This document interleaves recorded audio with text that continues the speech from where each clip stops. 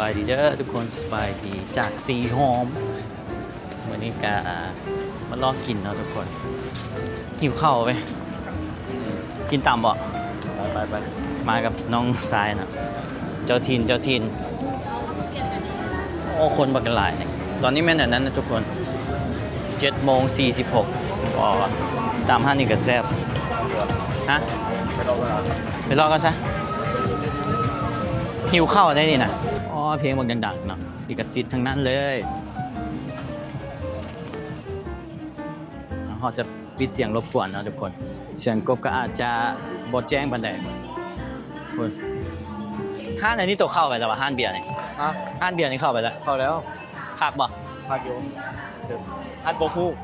ห้านบ่ฮู้ เดี๋ยวปาติโซนี่เขากินเนาะอ๋อ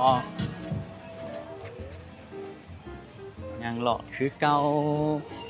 อ๋อเพลงลิขสิทธิ์เลยว่ะยังไม่ไว้ก่อนเพลงลิขสิทธิ์เนาะต้องลบลิขสิทธิ์ทุกคนให้รถเยอะหน่อยให้รถวิ่งง่ายเลยจะกินข้าวแล้วอ่ะยังจะยังสุกอ๋อนี่หมูฟินมีห้านดังๆเลยห้าไหนได้เกิดตัวกันผู้สาวอ่ะ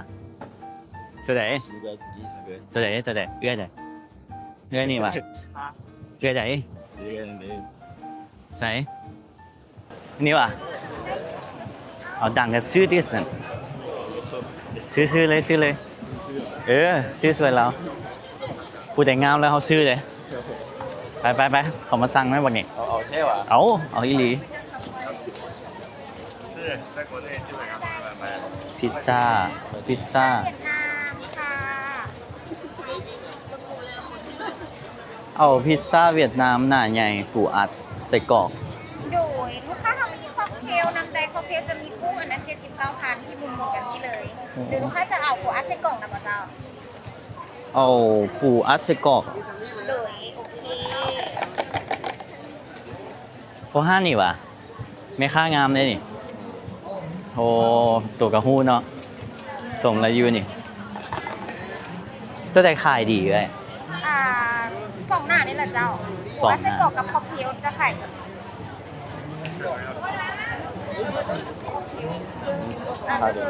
พิซซ่าเวียดนาม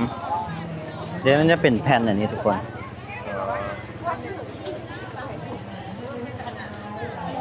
อิ่มบ่ล่ะอิ่มอยู่เนาะอิ่มอยู่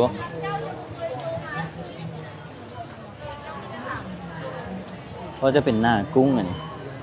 โดยค็อกเทลจะมีกุ้งนำอันนั้นจะ79,000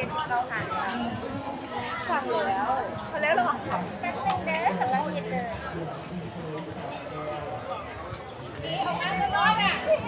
ห้าได้อีกไม่ค่างามเอาพอต้องถามน้องทรายนะน้องทรายมาตลอดเลย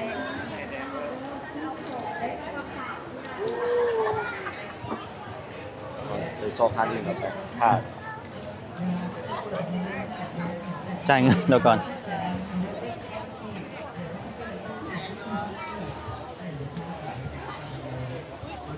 等下你给我打包起来就好。ของเขาจะได้59จ้ะโดนไปแล้ว จะมาเอา โดนเข้าใจเด้อไปห้าได้อีกไม่ค่างามไม่น่าห่างแน่จะแต่มาซื้อเนาะว่ายุพิซซ่าคือว่าขาวๆบอกแล้วใส่เสื้อขาวแล้วไม่ใส่เสื้อขาวใส่อีกไม้ดังบ่อะไรนี่ไม้ดังอยู่เนาะอะไรอีกใส่ไม่ค่างามโอ้มูแต่ห้านเดียวเองเอาอันนี้นี่ว่าที่ว่าเราเป็นใบล่อยูนเขาเจ้าไทยน่ะอยู่สีหอมไทยอะไรอันไม่ค่าตอนนั้นดังๆอะนะผิดตัวเก่าอ่ะนะเท่าเดี๋ยววะ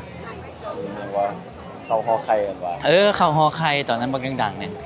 เขาขายแล้วบ่แล้วเซาแล้วนะรวยแหละโอ้คนลายเนาะ7:50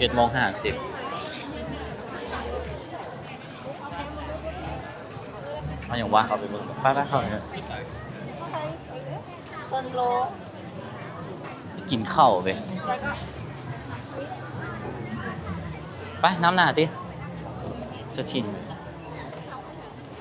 ข้าวเหนียว5 ครับ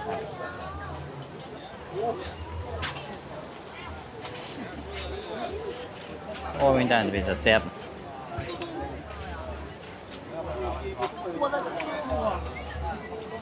云南的臭豆腐， คนจีนหลายนะ แนะนำว่าเลยนั่งได้ฮะแนะนำบอลนั่งได้ไม่ใส่หลังก็แนะนำผมหูคนมีบอลนั่ง หมูทะเลหมูปิ้งข้าวหมกข้าวหน่วย25หน่วย25 This opportunity is fry is not is already ปิ้งมะเขือ ปิ้งหอยแซ่บๆไป ปิ้งกินไปที่เจ็บท้องนะอันนี้เป็นข้าวปุ้น 过蜜 ก็มี 蜜过蜜， แซ่บไปน้ำมากันลำไย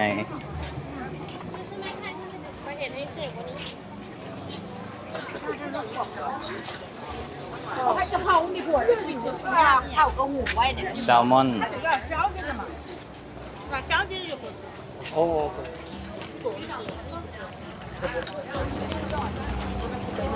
ต้องกินซุปก็มีทุกคน เลยสงสัยอยู่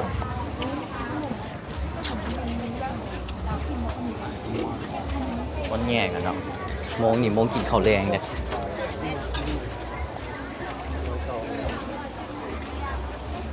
ยังไงก็ยากอย่าง โอ้ข้าวกองกันได้ กินห้องท้อง เด็กซื้อส้มเนี่ย นั่น ซื้อส้มนี่เด้ คนนี้วะ อืมตัวว่าจะกินอันส้ม ส้มต้องแบบมันซื่อไปแล้วมันเสียไปแล้ว ๆว่าฮู้จักอีกแล้วผู้สาวนี่ฮู้จักดีเว้ยหมอนี่ฮะ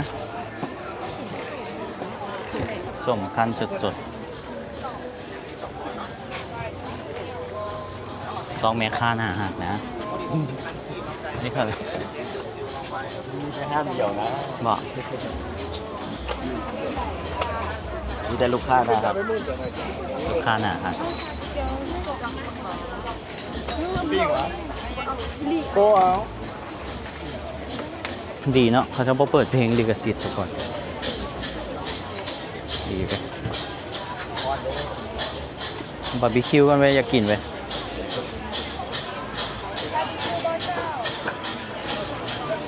เอางัวให้เนี่ย3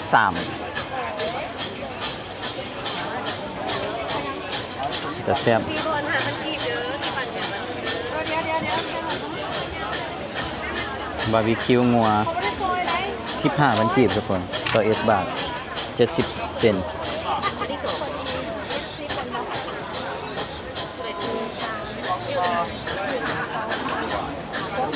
อันนี้ก็ซูชิ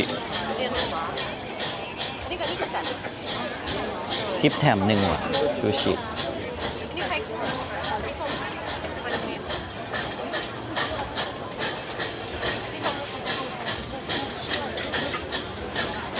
ข้าวเหนียวนั่นพระเจ้า เป็นเท่าไหร่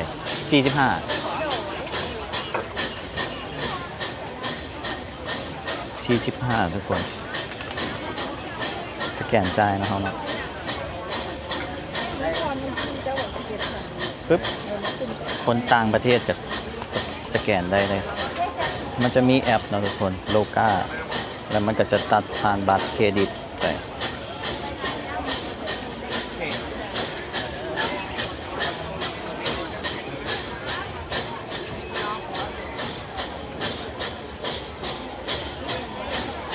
ทีนี้แหละมันก็หิวเข้าวอยู่เลย กินงัวถึงนี่นะครับ บ่ ก็ข้าวเหนียวอ่ะ ฮอนนะ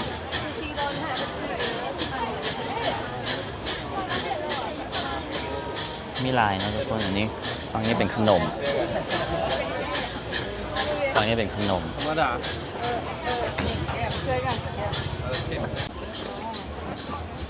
ได้มาแล้วทุกคน โอ้นี่ปิ้งเห็ดว่ะปิ้งจีนเนาะ อ๋อ เอาพูดจากอีกแล้วโอ้ ใส่ พาพนักงานไปกินข้าวรู้จัก เบียร์ดีกินเบียร์ดี ส่วนเราไปกินเบียร์ต่อเลย กินเบียร์ทอด วันนี้มันหน้ารอเนาะผู้สาวจะใส่กับมูชักเบิดเวย 18แข็ง ปั่นอ้ายนะตี้ 18แข็ง อันนี้หมักไม้หมักไม้ พวกมันเป็นเล็ดดอก ป้อหมักไม้หลายขนาด จะเป็นหลายเม็ดเนาะเอ้าเป็น2 เม็ดเลยเอาแล้วบัดเนี่ยเล็ดนี่ก็ได้บ่ ป้อหมักไม้ไม้คือว่าหลายแต่ โอ้ธรรมดาโทรมันละไป โอ้มีบักหลายมากทุกคน แล้วหมักไม้รวมแล้วกิน2 ปลาทุกอย่างเด้อ โอ้หลายไป ใส่บ่คืออับ เอาอันนั้นของเขาก่อนได้เลยจีบอกใช่ปะโล5นี่เนาะขายดีได้เนาะเพราะว่าขาวเด็กเราใส่ชุดขาว เพื่อนๆนั้นจะแบบ มัดจำให้เนี่ยแตะหลังกินก็เพราะมันเหี่ยเบิดเวยลืมให้เราอันเอาออกให้เลยเนาะงั้นมันเหี่ยหลุดเบิดไม่15,000เนาะเดี๋ยวเดี๋ยวให้มันเป็นงัวทุกคนเดี๋ยวขึ้นหน่อยนึงขั้นหมูนี่จะ10,000 กีบจะถือก่อนนี่เงินห้าครับน้ำลายย่อยเลยเนาะเบิ่งไหมครับหยอกว่าท่าเอาของเขาเขาจ่ายเงินละไป ได้แล้ววะ เอาไหม ได้แล้วเนาะมันเลยเอาไปเลย นี่ละ มันดูกันได้แล้วของเขา ใส่หมูหยอหมูฝอยเนาะเราเห็ดเอาฝากจำแฮนะแล้วก็กินบาร์บีคิวเบิ่งไป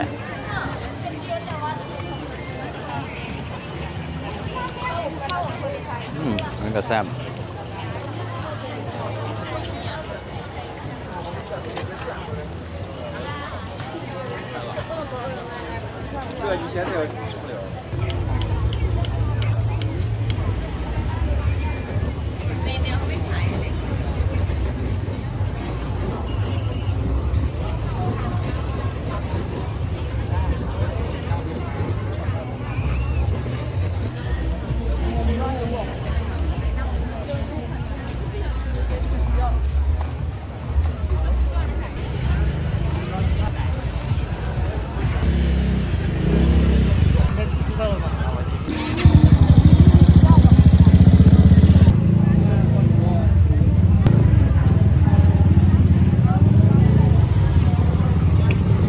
เบิ่งรถเนาะหลายเนาะทุกคนแต่ว่าแต่ก่อนนี่รถจะกายตัวนี้ได้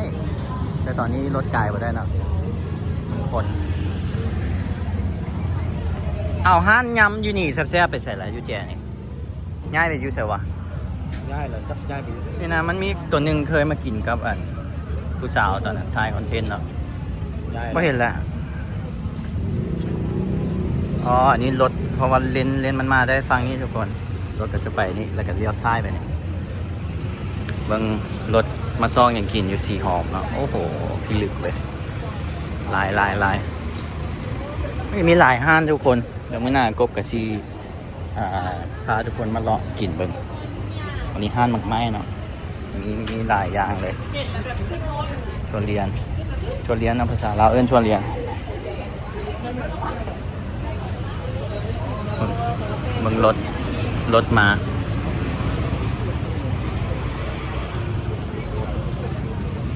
อันนี้ก็แม่นเนี่ยเนื้องทุกคนห้านอีกเจ้าด่างนะตัวนี้ยูซีหอมเนาะห้านนี้เลยเบิ่งรถติดโอ้โหฝั่งนี้ก็จะมีพวกข้าวเปียกแหนมเนืองซีหอม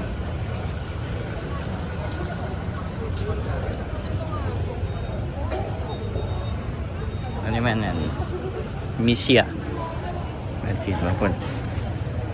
วัยรุ่นอยู่เวียงจันทน์เนาะวัยรุ่นผู้บ่าวผู้สาวอหย่างเขาก็จะมักมากินอยู่สีหอมนี่แหละทุกคนบอกพากันขี่รถมาผู้สาวลาวผู้บ่าวลาวนะก็มาอยู่นี่แหละมาซิมอันพิซซ่าเวียดนามนี่เนาะที่เป็นจังไดวะซื้อย้อนเมค่าได้นี่ ซื้อย้อนเมค่าเลยนี่ ความจริงเด้เอาความจริงเด้ คนจริง แต่ว่ารสชาติที่เป็นจังไดมาเบิ่งกันพิซซ่าเวียดนามเอาบ่ เป็นยังไง ฟิวเดียวกับมันเคปคือกันกับเคปเอาป่ะอาบีนะ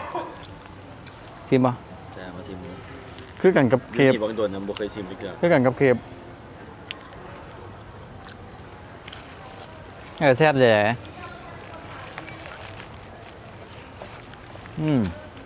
รสชาติก็แซ่บ ครับ คนกับงาม เนื้อมันชิเมียนกรอบๆอยู่เนาะกรอบๆยำๆอยู่ในเนาะ คันว่าบอกคันเฮ็ดเห็นกลิ่นฮ้อนๆเลยคือที่กรอบอยู่แซ่บได้หอมได้ทุกคน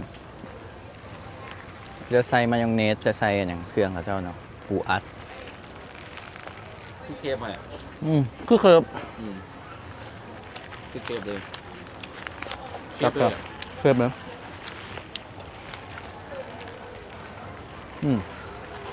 ได้อยู่ทุกคนเดี๋ยวมื้อหน้าซ้อนเพิ่งกับก้อนมาก่อนเพราะว่าคือจิมักนะมันคือจิมักเนาะ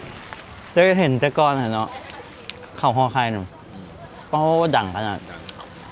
อันนั้นงามนะฮะปันดาราเลย เ ปันนางเอกเลยเนาะงามจริงคุณชื่อฝ้าย ชื่อไปอีก เอาเป็นมูยูเฟสเอากะฮู้ก็เป็นมูกันยูเฟสติดตามเด้เป็น FC เด้ ชีตัวยง FC ตัวยง งามนี่มาแทนไฟตัวเดียว ก็คนนี้ก็งาม แต่คนละแบบแต่ฝ่ายจะแบบงามแบบนางเอกเลยนะว่าเป็นผัวเราที่อยู่ข้าง หัวที่ ๆเนาะ จีนนะ อะไรเป็นผัวคนมันไม่ยังไงคือพาทุกคนมาเลาะเบิ่งเจ้าของห้างผู้สาวก็คือว่าห้างนี่แหละเด็ดกระมูคุณไหนมาเที่ยวแล้วกะอย่าลืมไปซื้อสวยเรานะทุกคนแซ่บได้แซ่บอีหลีบายบายทุกคนเจอกันคลิปหน้านะบายไปกินเบียร์ต่อเขา